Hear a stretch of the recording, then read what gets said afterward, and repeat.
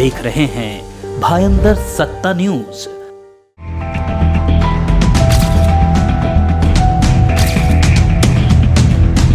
तीन दिन पहले अमर डी मिश्रा की बिटिया अस्मिता मिश्रा का रहस्यमय ढंग से मौत हो गई। अस्मिता के पिता एफआईआर कराने के लिए काशीमेरा पुलिस स्टेशन के चक्कर लगा रहे हैं। आज उत्तर भारतीय समाज के और भाजपा प्रदेश सचिव एडवोकेट अखिलेश चौबे, मुंबई उपाध्यक्ष पूर्व राज्य मंत्री अमरजीत मिश्रा, एडवोकेट राजकुमार मिश्रा, ब्रजेश तिवारी आदि उत्तर भारतीय समाज के लोग पुलिस स्टेशन पर जमा हुए। तब जाकर काशीमेरा पुलिस एफआईआर लिखना शुरू की।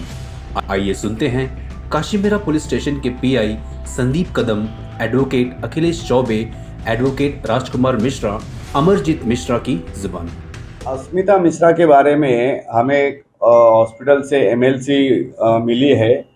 उसके एमएलसी हमें मिलने के बाद हम लोगों ने उसके जो पिताजी है उनका खबर लेके हम लोगों ने ADR number 29/2023 under section 174 of CrPC immediately register किया है और उसका इन्वेस्टिगेशन हम लोगों ने किया है।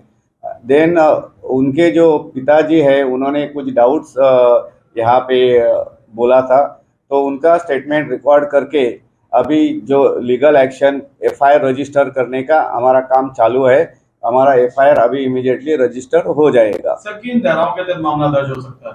हाँ, अभी तो बेसिकली और प्राइमरी जो मेरे सामने जो आया है वो आईपीसी 306 है, देन 304B है, 498 है और आईपीसी 34 के तहत हम लोग एफआईआर रजिस्टर कर रहे हैं। सर, ये घटना कब की है सर? एक घटना हमें जो घटना 24 तारीख का है, लेकिन हमें जो हॉस्पिटल से जो इंटीमेशन लेटर मिला है 25 तारीख को रात को 00:30 यानी 25 तारीख को हमें इंटीमेशन हॉस्पिटल से लेटर मिला है। देखिए, अमर जी हमारे समाज के बहुत ही माननीय व्यक्ति थे। अभी 8 महीने पहले अपनी पूरी ताकत, पूरी क्षमता से उन्होंने शादी को किया था और 8 महीने के अंदर इस तरह का क्या हो गया कि एक बच्ची या तो मार दी जाती है या तो अपनी जान देती है। और मुझे बड़ा दुख हुआ, आज मैं आया कि 2 दिन से उसको एडीआर मान के चलाया जा रहा है, मतलब एफआईआर तक दर्ज नहीं की गई है। जबकि सुप्रीम कोर्ट ने बहुत स्पष्ट कहा हुआ है कि अगर कोई कंप्लेन करता है तो आपको एफआईआर लेना है और फिर इन्वेस्टिगेशन करना है। और किसी भी जो सुसाइड के मामले होते हैं उसमें एडीआर तब लिया जाता है जब मौत संदिग्ध हो। जैसे किसी ने अगर किसी छत से कूद के जान दी है, किसी एक्सीडेंट में कहीं रोड पे उसने किया है, कहीं ट्रैक पे आके किया हुआ है, तो उसमें पहले एक्सीडेंट का एंगल तलाशा जाता है। बट यहाँ पर बहुत स्पष्ट था, हैंगिंग दिख रही थी, नेक पे निशान दिख रहे थे, पीएम में बोल दिया गया कि डेथ का कारण हैंगिंग है। तो अगर 302 नहीं तो 306, 304B तो स्पष्ट बनते थे। और 3 साल के अंदर सुसाइड हुई है, डाउरी डेथ का केस था, मतलब इनके पास बहुत सारे प्रोविजन थे जिसके अंतर्गत एफआईआर होना ही चाहिए था। पुलिस ने जिस ढिलाई से इस मैटर में कार्य किया है वो एकदम निंदनीय है। और भारतीय जनता पार्टी के राज में, शिंदे फडणवीस जी के राज में इस तरह की चीजें नहीं चलेंगी। सर, लड़की के आंख और मुंह से खून भी निकल रहा था, ऐसे भी कुछ फोटोज हमारे पास आए हैं। तो क्या हैंगिंग में ऐसा कुछ पॉसिबिलिटी बताई जाती है? नहीं, देखिए, जो पीएम रिपोर्ट है हमको उसी को मानना चाहिए। जब हैंग होती है कोई लेडी तो नाक से खून आता है, तो वो कोई ऐसा वो नहीं है कि जिसके कारण ऐसा ही हो कि 302 ही हुआ है। बट मुझे लगता है पुलिस को हर एंगल से इसकी जांच करनी चाहिए। बहुत बार व्यक्ति को पकड़ के भी हैंग किया जाता है, ये घटनाएं हमने अब तक देखी है पीछे।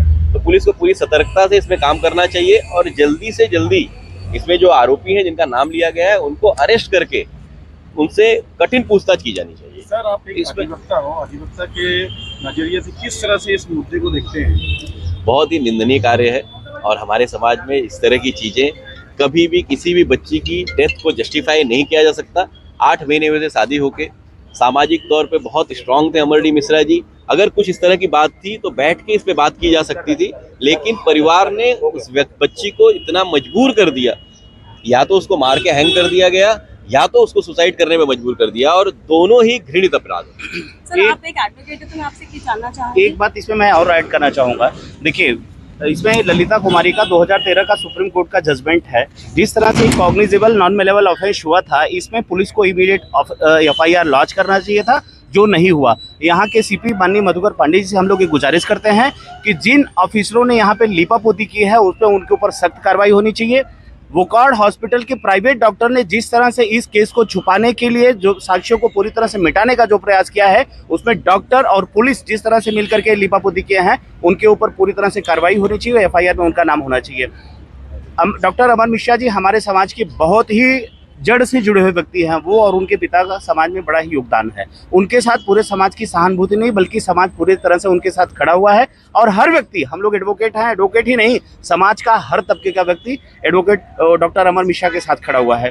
पुलिस विभाग से गुजारिश है, आज कहने के बाद जब हम लोग आए हैं तो यहाँ उसके बाद तब उन्होंने इन्वेस्टिगेशन ऑफिसर को चेंज किया है, एफआईआर लॉन्च करने की प्रक्रिया में जुट गए हैं। लॉ एंड ऑर्डर का मामला उनको दिख रहा था कि शहर में और वीआईपी दौरा था, इसके लिए हमने नहीं कर पाया। ये मतलब फिर आम आदमी को न्याय मिलेगा कहाँ से? पुलिस के ऊपर से देश में आज 21वीं सदी में यहाँ पे डाउरी डेथ के मामले हो रहे हैं, इतने इन्फ्लुएंशियल परिवार के साथ इस तरह की घटनाएं हो रही हैं, ये बहुत ही निंदनीय है। यहाँ की काशी मीरा पुलिस का हम लोग घोर निषेध करते हैं और किसी के साथ, चाहे आम आदमी हो या खास आदमी हो, सबके साथ इनजस्टिस नहीं होना चाहिए, नेचुरल जस्टिस होना चाहिए और इसमें हम लोग उस व्यक्ति को न्याय दिला करके रहेंगे। पुलिस के ऊपर कोई दबाव है?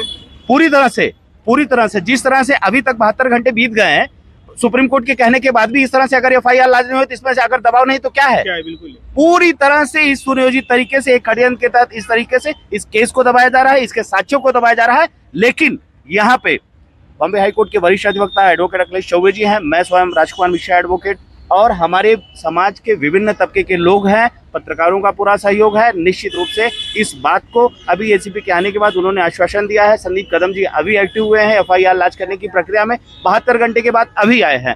हम लोगों को विश्वास है कि जो देरी हुई है निश्चित रूप से ये शादी के इतने कम दिनों के अंदर कलहपूर्ण जीवन हो जाए, तो मुझे लगता है कि पुलिस ने इसको प्रथम दृष्टया सुसाइड केस मानने के बजाय आत्महत्या के लिए प्रेरित करने का भी मामला बनता है और ये पूरे तौर पर हत्या है ऐसा किसी को भी देख के लगेगा मुझे। और पुलिस अगर एफआईआर लेती है तो उसमें दूध का दूध पानी का पानी हो जाएगा। सबसे बड़ी बात है समाज के एक बड़े वर्ग को ये सोचना पड़ेगा कि जिस तरह से वैवाहिक जीवन में कलह आता है लड़के की वजह से, लड़के के परिवार की वजह से, इस बात को समय रहते अगर चेता गया होता। और मुझे लगता है कि आज समाज में इस बात को भी लेकर डर रहता है कि पुलिस के पास नहीं जाएं, और अगर पुलिस के पास तभी जाया गया होता ये दिन नहीं होता। इस दिन को देखने का हम लोग को दुखद अवसर नहीं रहता। लेकिन पुलिस अब कार्रवाई कर रही है, देर से ही सही पुलिस कार्य ये शुरू कर दी है कार्रवाई। मुझे लगता है कि जल्द ही इस पर दूध का दूध पानी का पानी हो जाएगा और अपराधी भी सामने आएंगे। सर, डीसीपी भजोले साहब ने आपको क्या कहा है? नहीं, डीसीपी ने कहा है कि मामले को इस तरह से देखा जा रहा था कि उसमें सत्य घटना जब समझ में आ गई है तो एफआईआर लेने के लिए हम तैयार हैं और ये प्रेशर से एफआईआर नहीं ले रहे हैं, उनको भी लग रहा है कि एफआईआर लेना चाहिए।